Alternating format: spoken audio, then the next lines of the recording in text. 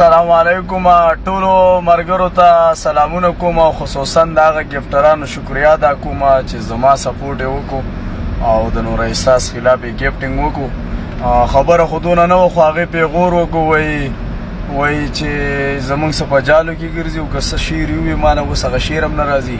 خو زه به یو شعر نور احساس ته وایم چې د چتې څه مخوکه او د چتې څه وزر وي وایي چې ماتې کوي هغه مرغۍ سرې مخو کې ګرځي داسې حساب کتاب وکړه ومې زغلولې دغه شان دي چې په هر میدان ته زما سره مخامخ کېږي نو زغلې به ښه په حیا عزت کې به وقره به سر کې جینی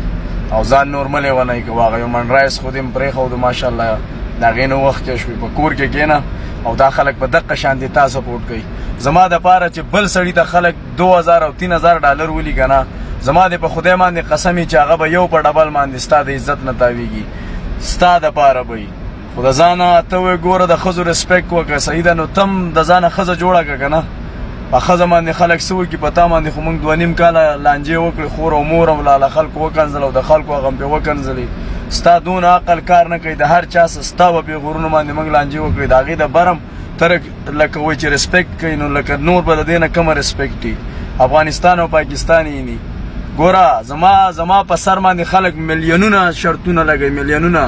یاره دغه خلکو هم ډېر شکریا ادا کوم خصوصا چې کومه ګفټرانو هلته رالی او ګفټینګ هم وکړو او نور احساس د چتې څه مخوکه او د چتې څه وزر وي وایي چې ماتې کوي هغه مرغۍ سرې مخو کې ګرځي منیر بھائی ستا هم شکریا ادا کومه چې تاسو بلاک نه کړم د اسحاق وینز والا هغه هم زموږ ورور دی وروره کومه خلکو چې هغه ریکارډینګ کړی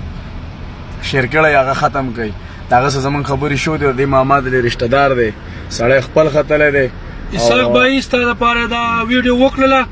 او چا چې هغه ویډیو شیر کړی ده انشاءالله هغه بیا کوزه کړي او یاره هغه کوزه کوي صحیح ده اسحاق بھائی زموږ ورور دی او موږ نه غواړو چې چاته سپک نظر وکړو خو دا خلک د نور احساس پیغورونه راکوي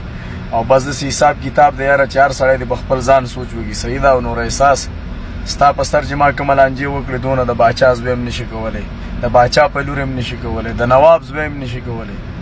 زه 100,000 روپۍ میاشت په ما ګټل او 2.5 کاله وشو چې دا هر څه تر دې نه پس هم چې رسپیکټ ته نه کوې د خلکو سزې خلک ماله پیغورونه راکوي ما ته هر څه کوي او زه راځم د هغو څه جګړې کوم سهار او ماښام دې راله خوب ارام کړی دی ستا په سر جګړې کوو زموږ د چا څه نه لانجه شته او نه غویمه شته